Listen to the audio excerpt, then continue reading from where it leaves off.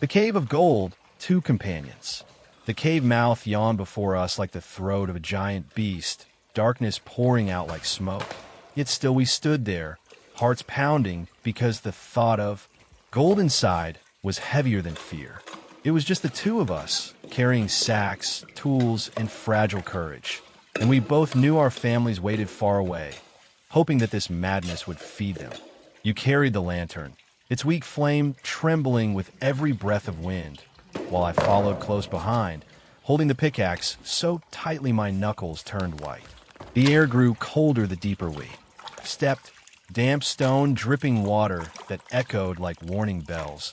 But neither of us spoke, for words might shatter the fragile courage binding us. Our boots scraped against gravel, crunching louder than we liked, and the shadows pressed close, swallowing sound. At the first chamber we set our packs down, lit torches, and the flames revealed walls slick with moisture, glimmering faintly, as if veins of gold lay hidden beneath their skin. You swung the pickaxe first, sparks bursting, the sound crashing through the chamber like thunder, and I joined you, our arms striking stone until sweat poured down our faces. For hours there was nothing but dust and rock, until my strike cracked the wall and something golden flashed beneath. Our hearts surged as we widened the crack, and soon a stream of golden dust spilled into the torchlight, tiny stars glowing in the dark. We fell on it together, scooping it with trembling hands, laughing with joy, voices wild enough to scare the bats from the ceiling. The treasure was real, the dream was true, and for a moment we forgot the hunger, the fear, the cold, lost in the fire of hope. We filled small vials with dust, and though it was little, it was proof enough to promise our families food and safety. Yet even in our joy, the cave groaned, stone shifting above us, dust falling like gray snow, and silence followed as if the earth itself listened. "We must be careful," you whispered, your voice trembling, but we both knew neither of us wanted to stop. We pressed on, chasing veins that twisted deeper into the earth, each nugget we found feeding our madness. Our sacks grew heavier, our bodies weaker, but still we refused to stop, for every piece of gold meant another meal, another chance for our loved ones to live. Nights were cruel, sleep haunted by whispers that seemed to come from the stone itself, urging us onward, promising more if we gave. More. One night, I woke to see you staring into the dark, your eyes wide, your hands clutching your sack of gold like a child. And though you said nothing, I knew the fever had seized you too. The days blurred together, digging, bleeding, coughing, carrying, until I could not remember the last time we laughed without fear. The air thinned, our torches dimmed, and the cave seemed alive, pulsing with every heartbeat, whispering in voices that carried our names. Still, we dug because to stop was to admit defeat, and defeat meant our families would starve. Then came a collapse, stone, crashing behind us, sealing the way back, leaving us trapped, the only path forward into deeper dark. Panic clawed at us, but you grabbed my arm and said, "We go on. The gold will guide us." So we walked, stumbling, clutching our sacks, until we found a cavern that glowed like a temple of the sun, walls bleeding with golden veins so bright they blinded us. We fell to our knees, scooping nuggets the size of teeth, laughing and crying at once, and the fever consumed us whole. Hours passed like seconds, and the chamber filled with our treasure, yet the cave shook with anger. Stone rumbling, dust falling in sheets. "We must leave," I shouted, but you shook your head, hands digging furiously, whispering that just a little more would save us. The ceiling cracked, boulders falling, and terror surged through me as I tried to pull you away, but your eyes burned with gold's reflection. The floor split, and I dragged you by force, our sacks spilling, nuggets scattering like fireflies as we ran for the tunnels. The cave roared, collapsing around us, the darkness alive with voices screaming, demanding payment for what we stole. We stumbled, bleeding, choking, carrying only one sack between us, but the exit's light flickered ahead, faint as hope. You pushed me forward when I stumbled, shouting that my family needed me, that one of us had to survive. I screamed your name, refused to let go, but the ground split beneath you, stone devouring your body as the cave sealed. Your last words were drowned by the roar, but I saw your face, calm with sacrifice, before the dark swallowed you whole. I burst into the daylight, collapsing on the ground, the sack of gold clutched to my chest, tears blinding my eyes. Behind me the cave thundered shut, burying you, burying everything, leaving me alone with treasure that felt like ash in my hands. I thought of your family, of mine, of what we had lost and what we